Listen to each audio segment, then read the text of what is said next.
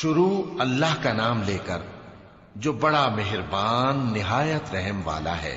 ان فرشتوں کی قسم جو ڈوب کر کافروں کی جان کھینچ لیتے ہیں، اور ان کی جو مومنوں کی جان آسانی سے نکالتے ہیں، اور ان کی جو تیرتے ہوئے جاتے ہیں پھر لپک کر آگے بڑھتے ہیں، پھر دنیا کے کاموں کا انتظام کرتے ہیں کہ وہ دن آ کر رہے گا جس دن وہ زلزلہ آئے گا، پھر اس کے پیچھے اور زلزلہ آئے گا۔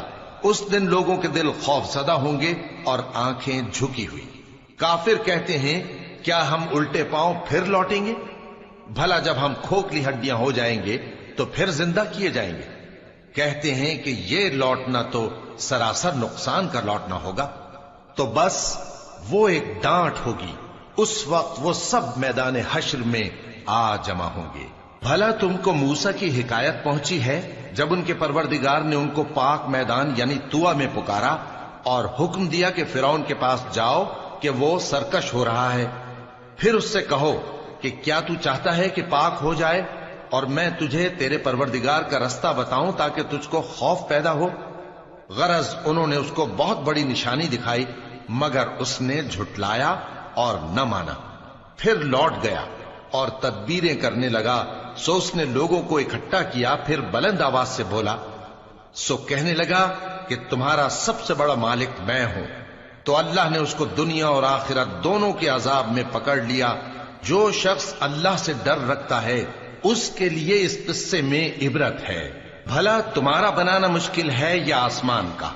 اللہ نے اس کو بنایا، اس کی چھت کو اونچا کیا، پھر اسے برابر کر دیا، اور اسی نے رات تاریک بنائی اور دن کو دھوپ نکالی، اور اس کے بعد زمین کو پھیلا دیا۔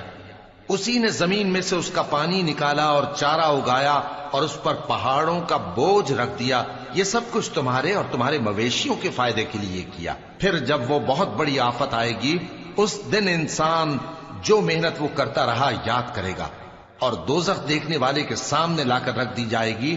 اب جس نے سرکشی کی اور دنیا کی زندگی کو مقدم رکھا تو اس کا ٹھکانہ دوزخ ہی ہے، اور جو اپنے پروردگار کے سامنے کھڑے ہونے سے ڈرتا اور نفس کو بیجا خواہشوں سے روکتا رہا تو اس کا ٹھکانہ بہشت ہی ہے۔ اے پیغمبر صلی اللہ علیہ وآلہ وسلم، لوگ تم سے قیامت کے بارے میں پوچھتے ہیں کہ اس کی آمد کب ہے، سو تم اس کے ذکر کی طرف سے کس فکر میں ہو؟ اس کا منتہا یعنی واقع ہونے کا وقت تمہارے پروردگار ہی کو معلوم ہے۔ جو شخص اس سے ڈر رکھتا ہے تم تو اسی کو ڈر سنانے والے ہو۔ جب وہ اس کو دیکھیں گے تو ایسا خیال کریں گے کہ گویا دنیا میں صرف ایک شام یا ایک صبح رہے۔